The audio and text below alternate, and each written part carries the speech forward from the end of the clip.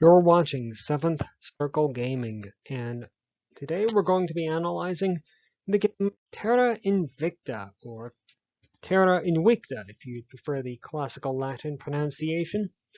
Whichever one you prefer, it means Earth Unconquered. And with that little tangent out of the way, we're going to move right on to full disclosure, and I'll invite you to pause the video now and read through these at your leisure, or if you'd prefer not to, we'll move right along to the screenshots. And the first screenshot is meant to really illustrate a couple of different things. To begin with, it's meant to illustrate the starting position of the player in the game. And that's a little bit of a unique selling point of this game. Unlike some other games of the genre in this particular one, the player doesn't start out in control of any sort and control of any country. They start out in control of something similar to a think tank. And they must then build up to controlling a nation. Secondly, we're going to point out that the game is set in the year 2022 on the planet Earth, so it's necessarily fairly accurate to what the Earth in 2022 looks like and is. Finally, we want to point out or illustrate through this screenshot that most of the user interface is at the top of the screen. It doesn't necessarily have other menu items on the bottom or anywhere else. Now, obviously, clicking on some of those icons will open larger menus, but primarily it's this minimalistic view. And with that said, we're going to move on to where the game ends, and that is in the sort of space battle, an isometric viewpoint, and this is just a skirmish battle that we've set up to illustrate the end point of the game. It's, for those who are interested, set in orbit of the planet Venus, and once the player is able to expel the extraterrestrials from the planet Earth, they must then expel them from the solar system, and from there, presumably, spread humanity's influence to the stars. And with that said, let's move on, and we need to start compiling into scores. In our first chapter, which we always call immersion, we attempt to answer the question of what does the game do to draw players into the game world. And for this, the game has earned a 4 out of 15. It's going to be doing a couple of things primarily. Firstly, there is the presentation. The game presents itself in a top-down globe view of the globe and the solar system in the campaign mode. Of course, it does finish in that space region for the end game, where it's more of an isometric view. Secondly, there is the player agency, in the sense that player choice will be shaping the outcome of the game. There is some customization available. Players can choose their starting faction, and there are going to be some cutscenes that are specific to each faction. But once the cutscene is over, and how much that really impacts the game is not necessarily terribly clear. Finally, the game will be using statistics focus to get players immersed into the game world.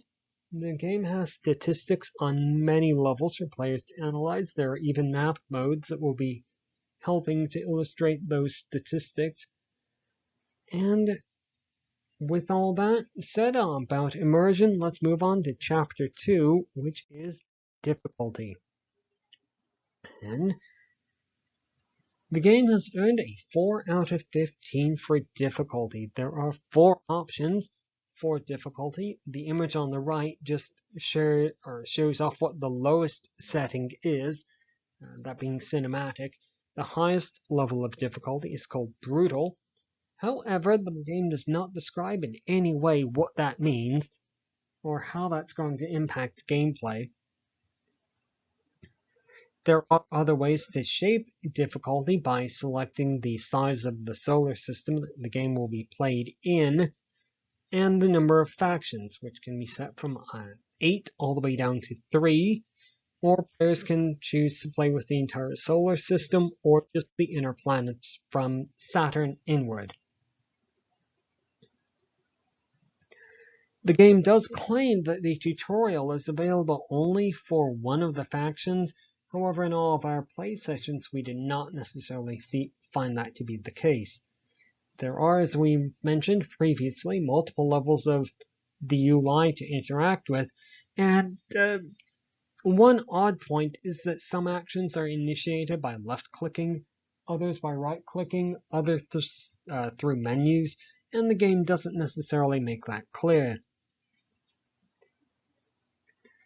So that's all there is to say about difficulty, and let's move on to Chapter 3, which is Lasting Appeal, which attempts to answer the question, basically, of what's going to keep this game installed on players' hard drives over the long term.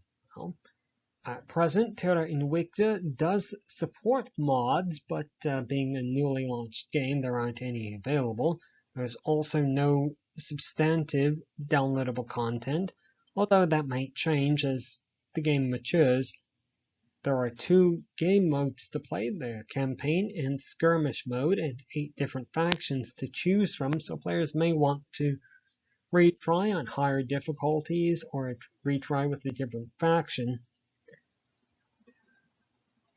Or they may just choose to play through the skirmish mode. So it does provide some options to keep players, or some different options for players to experience the game with, we'll put it that way. And where that leaves us is, where does the game stand overall? Overall, the game has earned a 4.3 out of 15. And these next couple of statements are going to be highly subjective, so take them with grains of salt. Some players may feel like that the game requires a substantial amount of self-immersion, that being that they have to work to immerse themselves in the game or to continue playing. It did seem to us like the game might have an optimal start build order, for want of a better phrase. On the other hand, the game is unique in that players don't start controlling a nation, but they have to build up to the point of controlling a country. And then it does end with expelling the extraterrestrials. So there are some unique aspects to it. But overall, without getting too highly subjective, we'll just say that the game has earned a 4.3 out of 15, and that's all there is to say about Terra Invicta. Congratulations, this is the end of the video, nothing more to say. And from 7th Circle Gaming, goodbye.